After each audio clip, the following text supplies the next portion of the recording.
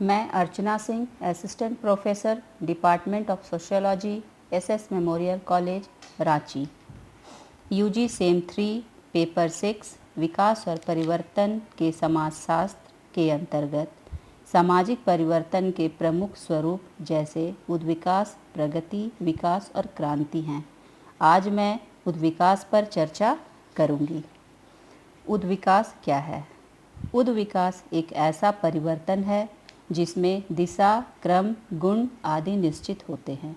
यह सदैव सरलता से जटिलता व समानता से भिन्नता की ओर होता है। जब किसी वस्तु के गुण, ढांचे व कार्य में एक निश्चित दिशा की ओर निरंतर परिवर्तन हो तो उसे हम उद्विकास कहेंगे। उद्विकास में परिवर्तन निरंतर किंतु धीमी गति से होता है और यह वस्तु की आंतरिक शक्तियों के कारण होता है। उद्विकास के दौरान किसी भी वस्तु के विभिन्न अंग धीरे धीरे स्पष्ट एवं पृथक होते जाते हैं।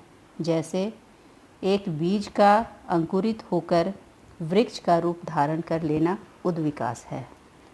उद्विकास के अर्थ को स्पष्ट करते हुए स्पेंसर लिखते हैं कि उद्विकास वह गति है जिसके दौरान कोई तत्व एक अनिश्चित तथा असंबद्ध समानता से निश्चित और संबद्ध भिन्नता में बदल जाता है।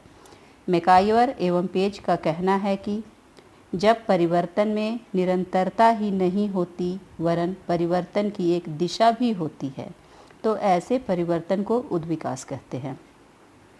ऑकबर्न एवं नीमकॉफ ने उद्विकास को एक निश्चित दिशा में होने वाला परिवर्तन माना है। अब यह प्रश्न उठता है कि सामाजिक उद्विकास क्या है?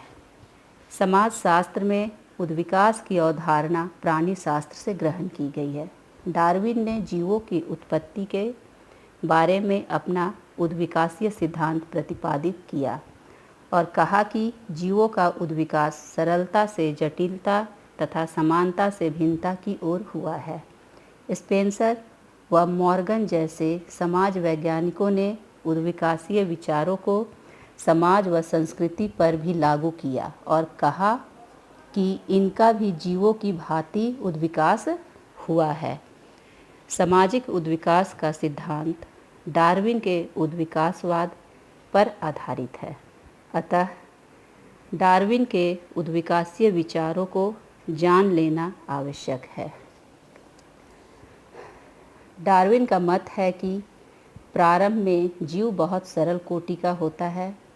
उसके विभिन्न अंग इतने घुले मिले होते हैं कि उन्हें स्पष्टता से न तो पहचाना जा सकता है और न ही पृथक किया जा सकता है। विभिन्न अंगों में अनिश्चित संबद्धता होती है किंतु धीरे धीरे इनमें परिवर्तन होने लगता है। उनके विभिन्न अंग स्पष्ट एवं अलग होने लगते हैं तथा उनके स्वरूप में भी स्पष्टता आने लगती है। उदाहरण के लिए एक बीज प्रारंभ में सरल व अस्पष्ट रूप लिए हुए होता है। धीरे धीरे उनमें परिवर्तन होता है और जड़, तना तथा पत्तियां पृथक व स्पष्ट होने लगती हैं। इस प्रकार से प्रारंभ में एक भ्रूण मांस का एक पिंड होता है।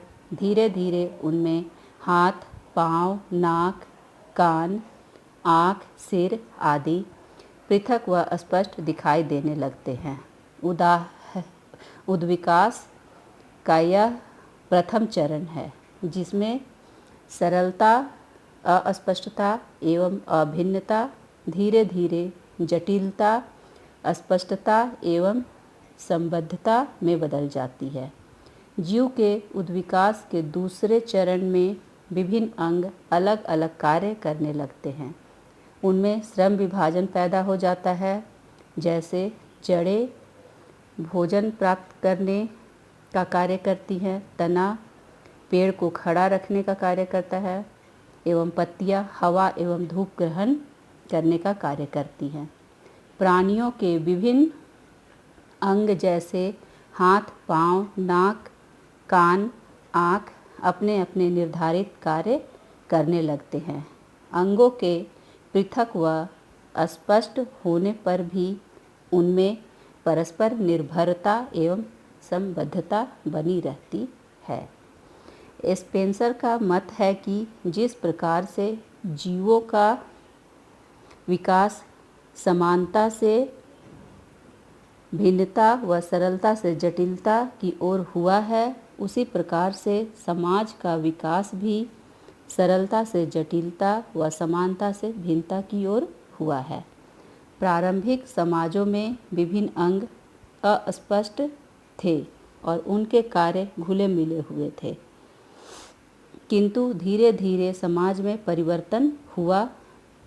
समाज के विभिन्न संगठन एवं संस्थाएं अलग अलग दिखाई देने लगी। उनमें कार्य विभाजन पैदा हुआ और विशेषीकरण पनपा। उदाहरण के लिए प्रारंभ में सामाजिक, आर्थिक, धार्मिक, राजनीतिक एवं सांस्कृतिक कार्य किसी एक ही संगठन व संस्था के द्वारा चलाए जाते थे। धीरे धीरे इन कार्यों को करने वाले अलग अलग संगठन व संस्थाएं बनी। इससे समाज में जटिलता व भिन्नता की वृद्धि हुई, साथ ही विभिन्न संस्थाओं की पारस्परिक निर्भरता भी बढ़ी। धन्यवाद।